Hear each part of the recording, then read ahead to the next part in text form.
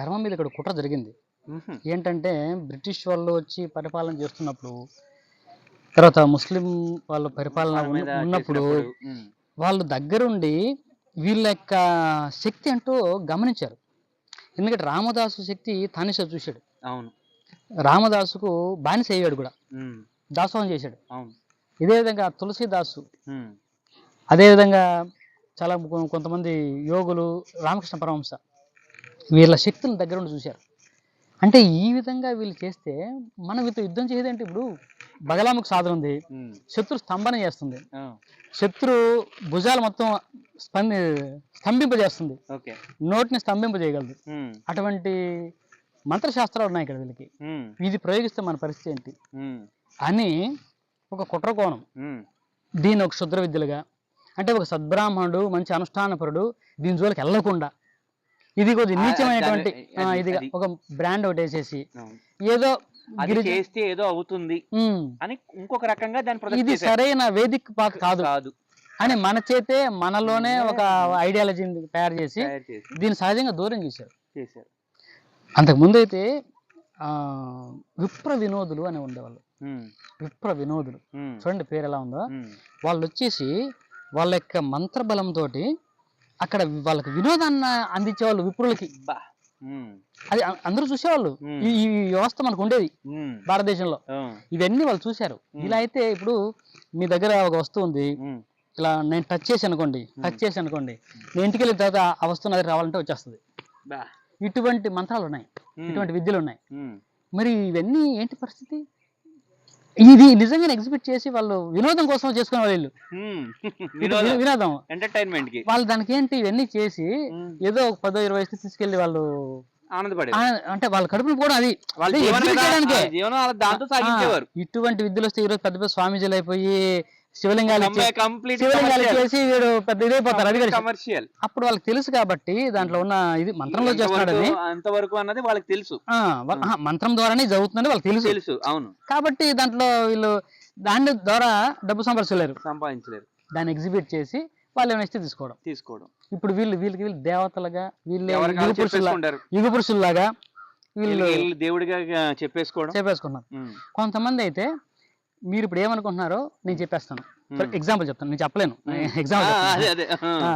మీరు ఏమనుకుంటున్నారో నేను చెప్పేస్తాను.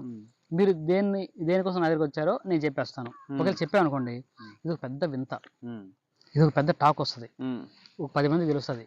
నా దగ్గర రోజు క్యూ కట్టుకుని వచ్చేస్తారు. ఆయన మనం వెళ్ళగానే దీనికోసం వచ్చారు మీరు తెలుసా అని చెప్తారు. ఇది ఇటువంటి వాళ్ళు దైవ సమానంగా ఆరాధించేటటువంటి కాలం. కానీ ఇది ఏంటంటే ఒక నీచమైనటువంటి విద్య, క్షుద్ర విద్య. దాని పేరు కర్ణ పిశాచి. ఈ మంత్ర సాధన ఇప్పుడు కూడా ఉంది. ఈ మంత్ర సాధన ఉంది. ఇప్పుడు కూడా దీని సాధన చేసే వాళ్ళు ఉన్నారు చాలా మంది.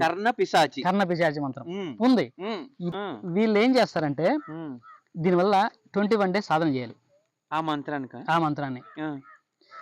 రోజంతా ఏకాంతంగా ఉంటూ 21 days సాధన చేయాలి. చేస్తే చెవిలో ఒక పిశాచి వచ్చి మీకు అన్ని చెప్తూ ఉంటది. అవునా? ఇది అంటే నేను మొన్నటికి ఒక వ్యక్తులు చూశానండి. ఇక్కడే చుట్టుపక్కల ఎవరు ఒక ఆయన నాకు చెప్పారు. ఆయన బయట నుంచి వచ్చేటప్పుడు మీరు వస్తారు, ఇప్పుడు గోపి అని రాసేసి వెళ్తారనమాట. మీ పేరు గోపి, మీకు పిల్లలిద్దరు ఒకరు, లేకపోతే మీరు పలానా చోగురు ఉంటున్నారు, మీ ఇంట్లో గుమ్మాలు ఎన్ని ఉన్నాయి, మీరు ఈ సమస్య అడగడానికి వచ్చారు, కరెక్ట్ కదని చెప్పారు.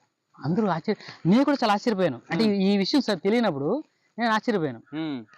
తర్వాత ఏమైంది అని చూస్తే ఆయన్ని ఈ మధ్యనే ఒక 4-5 years అయింది. ఆయన ఒక మారుమూల మర్డర్ అయి పడిపోయినాడు. ఎవరు? ఆయనే. ఎవరు చంపారో తెలియదు. ఇది ఎగ్జాంపుల్. ఈ కర్ణ పిశాచ విద్యను అభ్యసించే వాళ్ళు, సాధన చేసే వాళ్ళు ఎండింగ్ ఇలాగే ఉంటుంది, చాలా తీవ్రంగా ఉంటుంది. మరి ఆయన ఎవరు చంపారు ఏంటో తెలియదు. అది సస్పెన్స్. అది బయటికి రాలా. ఆయన చనిపోయినాడు అంతే. వీళ్ళు రకరకాల బీడీలు తాక్కుంటా. ఇంకొకటి, ఎవరైనా మంచి అనుష్ఠానపరుడు ఉన్నాడు అనుకోండి, రోజు నిత్య గాయత్రి చేసుకుని నిత్యాగ్నిహోత్రం చేసే వాళ్ళు ఉన్నారు అనుకోండి, వాళ్ళకి ఈ విద్య వశం అవ్వదు. ఒకసారి ఒక బ్రాహ్మణుడు, మంచి సద్బ్రాహ్మణుడు దీన్ని చూసి ఈ కర్ణ పిశాచ విద్యను చూసి ఇదేదో బాగుంది మనకు నేర్చుకోవచ్చు అని చేశాడు. ఇలా 21 days సాధన చేశాడు.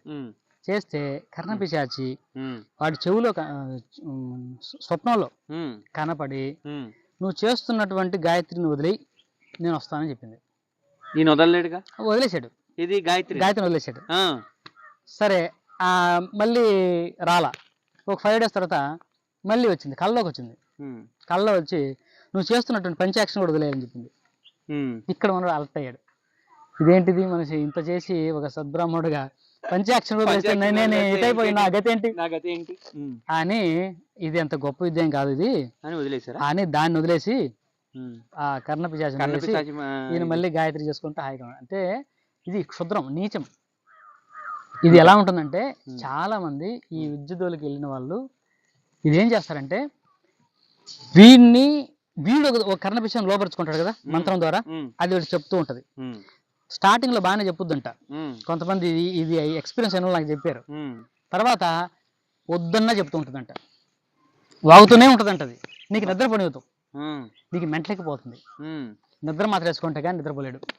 ఇంకా మన మొత్తం మంది వేసుకుని నిద్రపోవాలి. కొన్ని ఉంటాయంట, సిగరెట్ తాగమంటుందంట, మందు తాగమంటుందంట. అదన్నీ ఇట్లాంటి చెత్త పనులన్నీ చేస్తేనే దానికి కంఫర్ట్. నువ్వు రోజు లేచి బొట్టు పెట్టుకొని మంచి గాయత్రి చేస్తుంటే అది దానికి కంఫర్ట్ ఉండదు. అక్కడ ఎవరు చెప్తారు ఈ మంత్రం వాళ్ళకి, బ్రెయిన్ కి ఎలా ఇంజెక్ట్ అవుతుంది? అది యక్షిని విధులు కొన్ని ఉన్నాయి. ఇది పిశాచి అంటే మన సినిమాలు చూసిన దెయ్యాలు పోతే అలా అనుకోవద్దు. ఇవన్నీ కూడా దేవగణం. ఏమనుకుంటారంటే ఏదో పిశాచి వచ్చి రోజు చెప్తోందేమో దెయ్యం పట్టిందేమో అనుకుంటారు. లేదు, ఆ దెయ్యం అనే మాటతో మనకు అలా అర్థమవుతుంది. కానీ ఇవన్నీ దేవతలే. దేవతలు రకరకాలు. ఇప్పుడు హై లెవెల్లో ఉన్న దేవతలు, ఇప్పుడు మనం ఇంద్రాది దేవతలు ఉంటారు, వాళ్ళని మనం వశపరచుకోవడం లేకుంటే వాళ్ళ బ్లెస్సింగ్స్ తీసుకోవడం చాలా కష్టం. కానీ లోయర్ లెవెల్లో కింద స్థాయిలో ఉన్నటువంటి ఇది పిశాచాలు, యక్షిణులు, ఇటువంటి వాళ్ళు చాలా కింద స్థాయిలో ఉంటారు.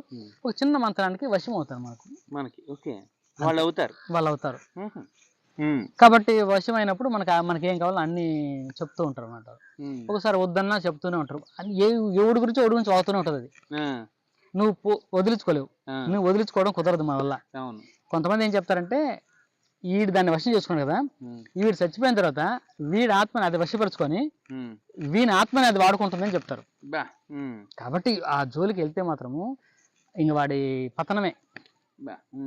అనవసరం కర్ణ పిశాచాలు ఇటువంటి వాటి జోలికి వెళ్ళడం అనవసరం. లైఫ్ ఎండింగే వాడికి. ఇంకా అక్కడతో ఇంకొకటి ఉంది, ఇక్కడ వాడు ఎంత సంపాదించినా చూడండి, ఈ కర్ణ పిశాచ విద్యలు చేసే వాళ్ళు మీరు గమనించండి, రోజుకు లక్షలు సంపాదిస్తాడు, రేపటికి ఉండదు, రేపు అడుగు తింటూ ఉంటాడు. ఈరోజు లక్ష వస్తుంది, ఈరోజు రేపు మళ్ళీ అడుగుతున్నా వాడు. వాడికి ఏ భోగం ఉండదు. జనం విపరీతమైన జనాలు, వాడి కోసం క్యూ ఉంటుంది, అసలు ఖాళీ ఉండదు. ఆడికి ఇంత మనశ్శాంతి ఉండదు, ఇంత భోగము ఐశ్వర్యం ఉండదు, దరిద్రంలో బతుకుతూ ఉంటాడు. ఎంత సంపాదించినా నెక్స్ట్ డేకి బెగ్గే వచ్చినట్టే పోతుంది. అది ఇటువంటి కర్ణ పిశాచ విద్యలు. అంటే ఇప్పుడు మనం ఇందాక చెప్పినట్టు ఇటువంటివన్నీ చూసి వాళ్ళు ఈ కేటగిరీనే, ఈ కర్ణ పిశాచ లాంటి క్షుద్రమే, ఈ కాళీ, చిన్నమస్త, ఈ శత్రువుల మీద ప్రయోగించే విద్యలు కూడా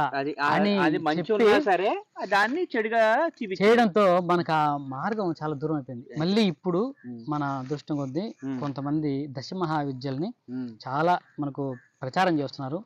అందులో మన సిద్ధేశ్వర స్వామి భారతి గారు, కుతాలం పీఠాధిపతి, ఆయన ఇలా చాలా మంది దశమహా విద్యల్ని దశమహా చాలా సాత్వికమైనవే.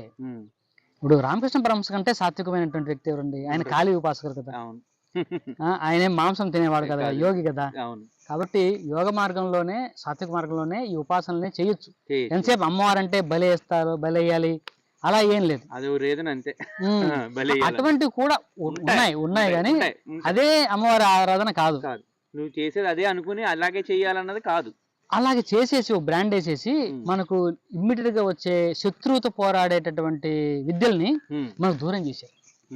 అందువల్ల మనకు కూడా భైరవ ఉపాసన లేకుంటే కాళీ ఉపాసన, ఇందులో కాళీలో కూడా మన రకరకాల కాళీ ఉన్నాయి. శ్మశాన కాళీ ఉంది, కాళీ అలాగా ఒక్కొక్క ఇది అనమాట. వీటికి చూస్తే జనాలకు కొంత భయం. అలాగే మన రామకృష్ణ పరమహంసనే గుర్తు తెచ్చుకోవాలి అప్పుడు. అవును. ఆయన కాళీ ఉపాసకుడు, ఆయన చేసిన ఆయన ఆయన యొక్క శాంతిమూర్తి. ఆయన క్షుద్ర విద్యలు అంటే ఎలాగా. ఉమ్. కాబట్టి అమ్మవారు కూడా ఎన్ని రూపాల్లో ఉన్నా ఉమ్. మనకు క్రోధ దేవతే కాకపోతే, కానీ క్రోధం మన విషయంలో కాదు. తల్లి క్రోధం కూడా బిడ్డకు భయం లేదు, మంచి గురించి. శత్రువుకు భయమే, శత్రువుకు భయమే. అంతే. బిడ్డకేం భయం. భయం. తల్లి కోపంగా ఉన్నా బిడ్డకి అది రక్షణ. బిడ్డను రక్షించడానికే ఆ, కదా అక్కడ, అంతే నేను కాపాడడానికే అంతే. ఆవిడ క్రోధంగా ఉంది. అంతే. అంతే.